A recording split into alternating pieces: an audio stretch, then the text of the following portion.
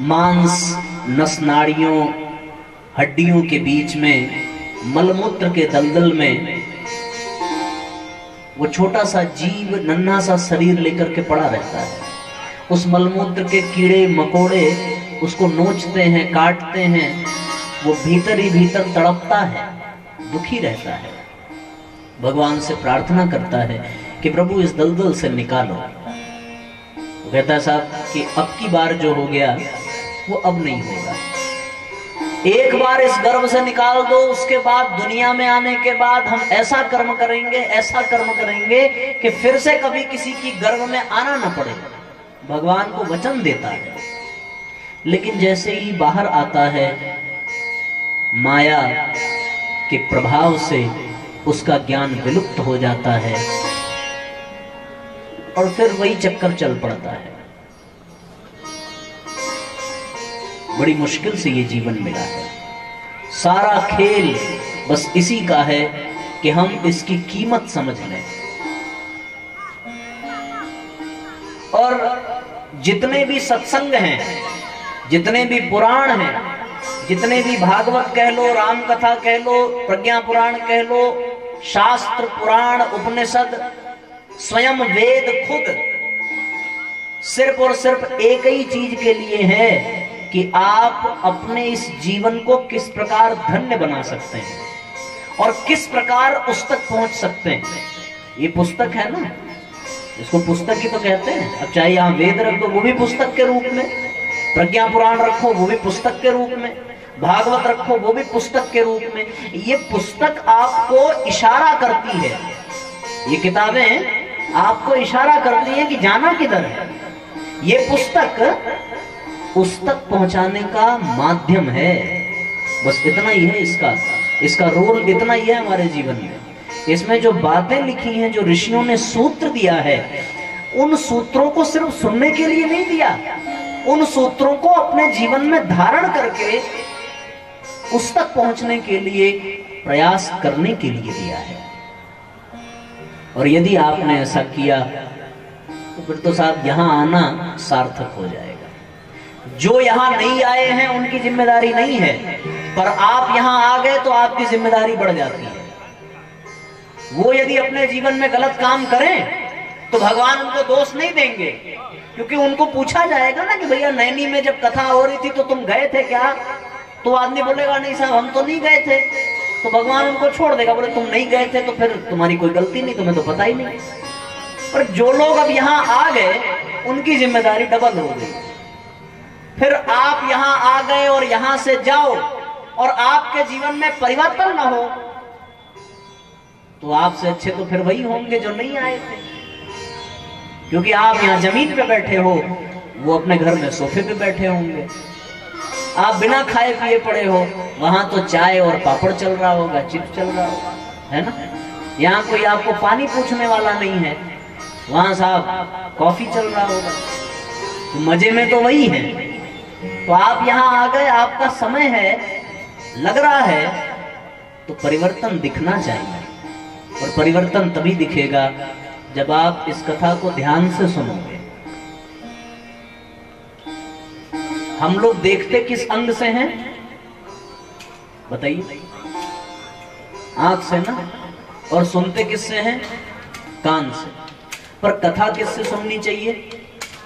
है? दिमाग से नहीं, कान से भी नहीं, ध्यान से भी नहीं।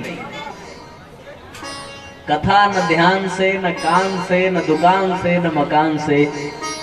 कथा सुननी चाहिए साहब मन से। हाँ वही मतलब हो गया, मन और ध्यान, पर दोनों में अंतर है। ध्यान उस परमात्मा से वार्तालाप करने का माध्यम है। मन एकाग्र होगा तो ध्यान लगेगा, है ना। जहां गलत बताएं आप रोक देना, क्योंकि उम्र की दृष्टि से मैं आप सबसे बहुत छोटा हूं, तो आप रोक दोगे तो हम फिर सुधार करेंगे। कह रहा था मैं कि मन से ही सुनना है। आप अपना कान टीवी की अलमारी पे छोड़ के आओ, हमें कोई शिकायत नहीं, लेकिन आपका मन यही होना चाहिए। आपका तन कहीं भी हो पर आपका मन यहाँ है तो फिर ये कथा बहुत लाभदायी हो जाएगी आपके लिए।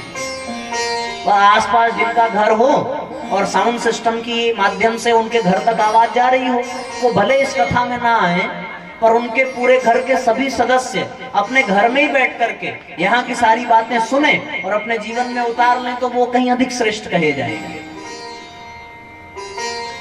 तो हम सबको मन से ये कथा सुननी है।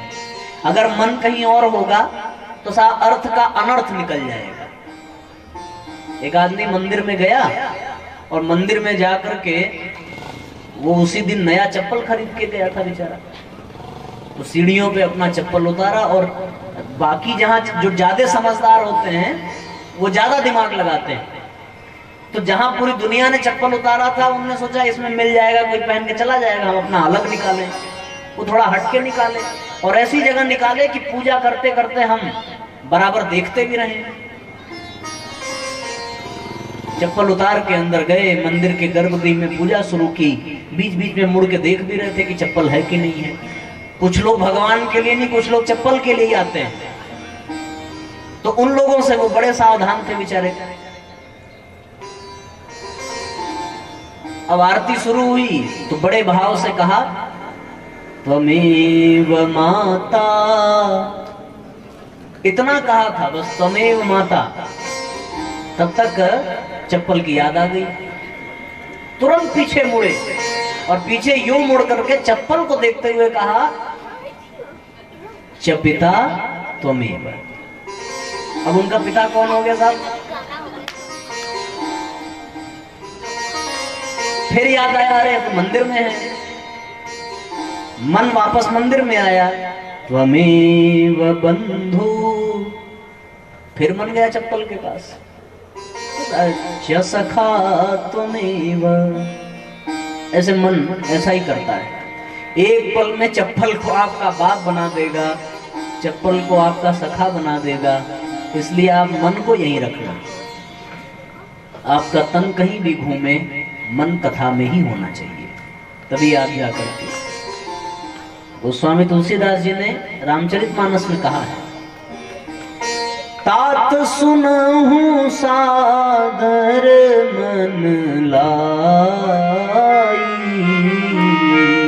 तात सुनहु सादर मन लाई, तात सुनहु सादर मन लाई, तात सुनहु सादर मन लाई, आप कही अनुजहि समझाई,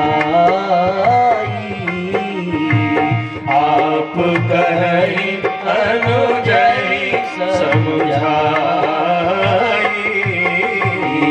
राम ही सुमिरिय गाई, राम ही सुमिरिय गाई, संतत सुनिय राम गुण गाई, संतत सुनिय राम गुण गाई। तात सुनहु सादर मन लाई। ये नहीं कहा कि तात सुनहु सादर तन लाई, सादर कान लाई। स्पष्ट कह दिया कि तात सुनहु सादर मन लाई। अभी भी मन इधर उधर भटक रहा हो तो मन को एकाग्र कर,